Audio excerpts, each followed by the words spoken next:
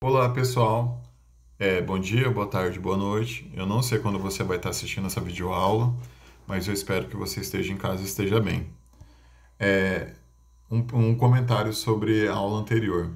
A questão 4: escreva dois números racionais e dois números não racionais. Vocês podem utilizar os exemplos que vocês já fizeram a leitura nessa apostila, nesse caderno de atividades, ou vocês podem pesquisar outros tipos de número. Então, lembrando, os números racionais são todos os números que você pode escrever em forma de fração. Nem sempre eles podem estar na forma de fração, eles podem estar em forma de número decimal. E escrever dois números que não são racionais, aí tem que tomar um cuidado. Alguns números em forma de raiz quadrada, o resultado delas pode ser um número decimal, pode ser um número inteiro. O que é interessante para ele não ser racional é um número decimal que tem infinitos números após a vírgula, infinitas casas decimais, que não tenha repetição. Então, volta um pouquinho aqui antes de começar o assunto das outras aulas. Aqui, ó, raiz quadrada de 10 e raiz quadrada de 45. Após a vírgula, não há repetição de números, é uma repetição infinita. Se alguém perguntar para mim ali, ó, o 16227 da raiz quadrada do 10, 3,16227. O 22 ali não é uma repetição porque ela não continua, tá? Esse é o padrão que a gente tem que entender. Na questão 4, então, números que não são racionais, a dica é utilizar a raiz quadrada de algum número e o resultado dessa raiz quadrada ser um número que não apresenta, aliás, apresenta infinitas casas decimais e não apresenta repetição após a vírgula desses números, tá? Agora sim, o assunto da agora, aula 5, a 4 e 5, as aulas da semana passada. Na página 13, aqui tem uma orientação de como a gente organiza esses números racionais, números com vírgula ou números em forma de fração, numa reta numerada. Quando ele fala aqui, então, utilizando esse exemplo, por exemplo, a gente utiliza, eu não sei se vocês estão olhando direitinho aí no vídeo, eu coloquei o exemplo aqui da régua. Quando a gente fala unidade, é de 1 em 1 centímetro. Poderia ser de 1 em 1 metro, poderia. De 1 em 1 quilômetro também poderia. Mas para o nosso estudo aqui, a gente está utilizando uma unidade que a gente vai conseguir trabalhar. A gente vai conseguir representar isso no nosso caderno, por exemplo, na hora das atividades. A unidade aqui, que está sendo adotada para representar essas atividades, é de 1 em 1 centímetro.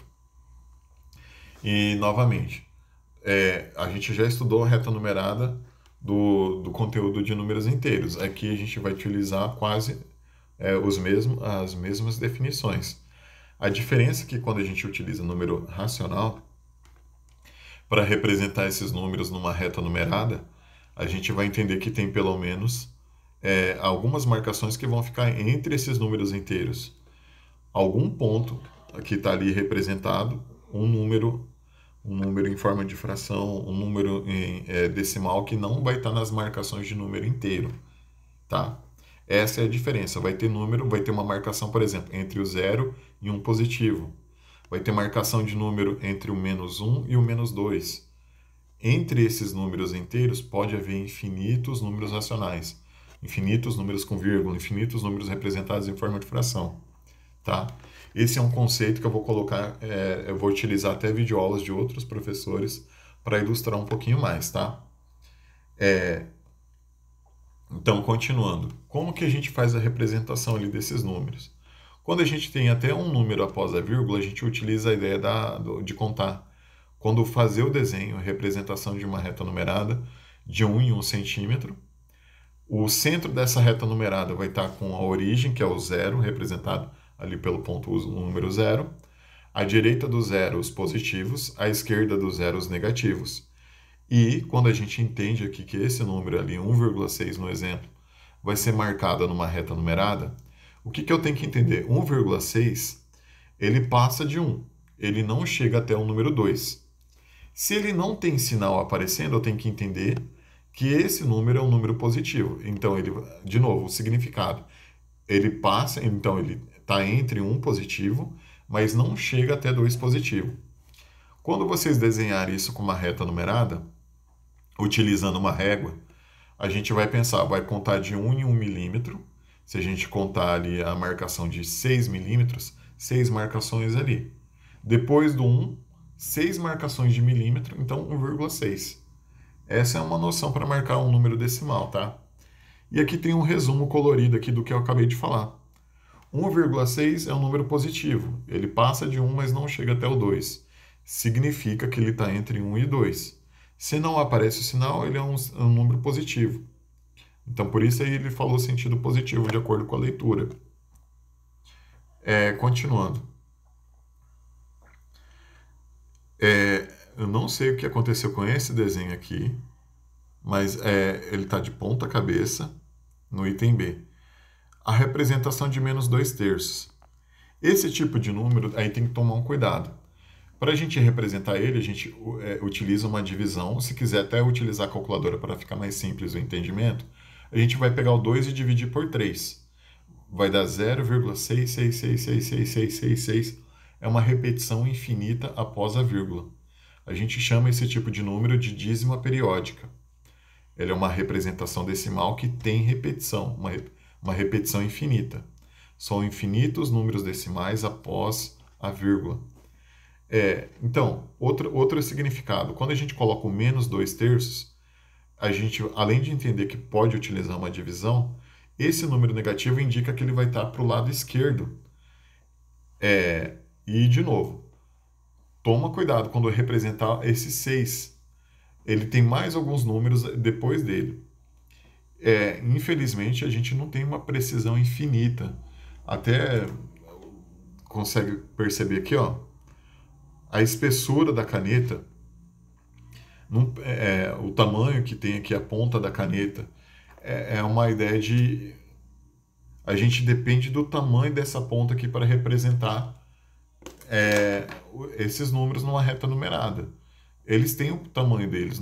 Às vezes a gente não tem uma precisão maior do que o material que a gente tem para fazer essas medições. Mas a gente entende. Quando pega e divide o 2 por 3, é 0,6666666 e por aí vai.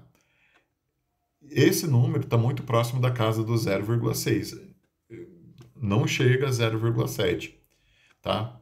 O que mais que é importante lembrar? Por ser um número negativo, ele vai estar entre 0 e menos 1. Ele não chega a ser um negativo. Menos 0,6, se a gente pensar assim, ele está entre 0 e 1 negativo. Essa é a representação aqui. Só que, de novo, olha aqui, eu vou ampliar o vídeo. Olhem com cuidado. Eu não sei o que aconteceu com essa imagem, mas ela está invertida. O 2/3 é o 2 em cima, o 3 embaixo, tá? Essa forma que está aparecendo aí está um pouquinho equivocada, tá? O menos 1 também apareceu aí de cabeça para baixo. Na hora de formatar a imagem pode acontecer isso, tá, pessoal? Me desculpem aí pela confusão. Continuando a leitura aqui do exemplo. Menos 2 inteiros em 1/4. Se a gente utilizar a divisão, 1 dividido por 4 eu já sei que é 0,25. Seria 2 inteiros, aí 2 mais 0 é 2, né? Continua 2. 2 inteiros e 25 centésimos. O que é importante quando a gente observa a fração? Seriam 4 partes que a gente tem que considerar a distância entre os números. Quando a gente fala do menos 2, quer dizer que ele passou do menos 2, mas não chegou até o 3. Eu sei que menos 2 inteiros em 1/4, ele está na reta numerada, está entre menos 2 e menos 3. O desenho aqui está correto, tá? Vocês podem observar aí. Essa linha roxa que garante que esse número é menos 2 inteiros em 1/4, está entre menos 2 e entre menos 3. Tá bom? E de novo, 1/4. Se vocês contarem quantas partes está dividido o desenho da reta numerada entre o menos 2 e menos 3. São 4 partes. Não é contar quantos risquinhos estão aparecendo. É quantos pedaços tem entre eles. Então, são 4 partes. Tá? Aqui, ó, outra representação envolvendo dízima periódica no item D. Se a gente pegar 1 e dividir por 3, o resultado dá 0,33333. E continua assim infinitamente, é uma repetição após a vírgula.